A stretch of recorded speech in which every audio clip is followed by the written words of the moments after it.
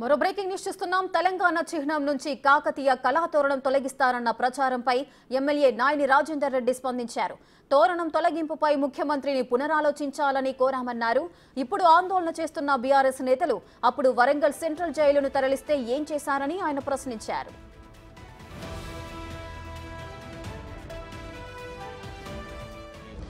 Warangal jail ఉన్నది ఒకటి వరంగల్ అని పేరు మిగిలింది, అది ఒకటే.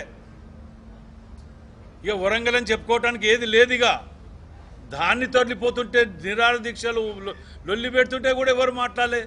ఇవాళ మరో ఉద్యమం లేస్తుందని చెప్పి మన మాజీ ఎమ్మెల్యే గారు కేటీఆర్ గారు మాట్లాడుతున్నారు.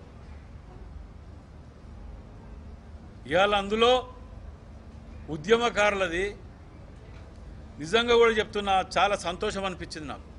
మేము అక్కడ కూర్చొని తెలంగాణది దాంట్లో కాకతీయ వాళ్ళది తరలిస్తానమంటే ఎవరు కూడా దాన్ని వద్దు అని చెప్పి సలహా దాన్ని చేయరు, దాన్ని సమర్థించరు. దాన్ని తప్పకుండా ఒక ఎమ్మెల్యేగా మేము మా ముఖ్యమంత్రి గారు కూడా సార్ ఇది ఆలోచన చేయాలని అంటున్నారు, మరి ఇది ఆలోచన చేయాలని చెప్పిన వాళ్ళమే. మేము అంత ప్రేమ కళాతోరణం మీద ఉన్న వాళ్ళు ఉత్సవాలు ఎందుకు చేయలేదో మాకు దానికి జవాబు చెప్పాలి. ఉద్యమం లేదు అంటే పవర్ పోగానే ఓతిరుగా, పవర్ ఉంటే ఓతిరుగా ఉద్యమాల మీద ఏ పేరు చెప్పుకొని వచ్చి ఏ పేరు బతికినాం, ఉద్యమకారులను ఏ స్థాయిలో గౌరవించినాం, ఉద్యమకారులను ఏం చేసినాం అనేది చరిత్ర 10 ఏళ్ళు చూసింది.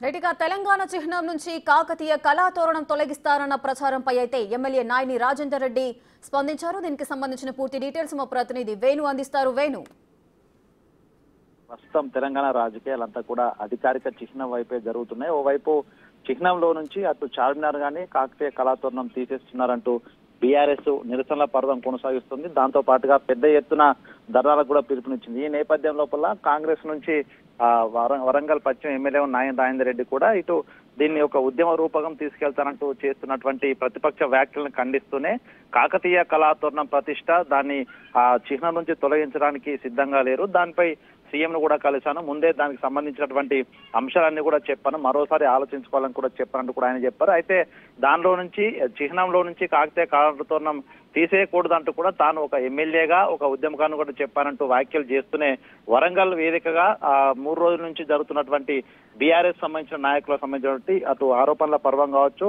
వాళ్ళు చేస్తున్నటువంటి పనులు గత 10 ఏళ్లలో కూడా వరంగల్ నామరూపాలు లేకుండా చేశారు.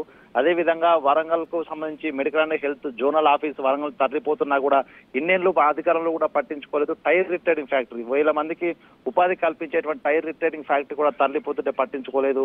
సెంట్రల్ జైలు వరంగల్ కు ఎంతో ప్రాచీనంగా ఉన్నటువంటి సెంట్రల్ జైలు తరలిపోతున్నా పట్టించుకోలేదు. అసలు వరంగల్ జోన్ కూడా భద్రాద్రిలో కలిసినా కూడా ఇంత మాత్రం పట్టించుకోలేదు, ఎవరు కూడా నోరు మీద పిల్లలు. ఇప్పుడు చిహ్నం ఇంకా పూర్తి కాకముందు అఫీషియల్ గా డిక్లేర్ కాకముందే దానిపై లేనిపోని ఆరోపణలు చేస్తూ ఉద్యమం పేరుతో మరొకసారి యువతను పక్కదోవ పట్టించే ప్రయత్నం చేస్తున్నారు. దీనిపై ఇంకా ప్రభుత్వం పునరాలోచన చేస్తుంది. సీఎం కూడా తాను అన్ని సవివరంగా వివరించాలని కూడా చెప్పడంతో మొత్తంగా అంటే కాంగ్రెస్ సంబంధించినటువంటి నేతలు కూడా కాకతీయ కళాతోరణాన్ని తీసివేయడం సరికాదనేటువంటి అంశాన్ని సీఎం వద్ద చెప్పామనేటువంటి విషయాన్ని గుర్తు చేస్తూనే ప్రతిపక్షాలు చేసినటువంటి రాద్ధాంతాన్ని ఆరోపణలను కూడా ప్రజలు కూడా పట్టించుకోవద్దంటూ కూడా ఓ రకంగా వాళ్ళకు చురక కూడా అంటించిన పరిస్థితి ఉంది. Rekha, right, thank you Venu, thanks for the details.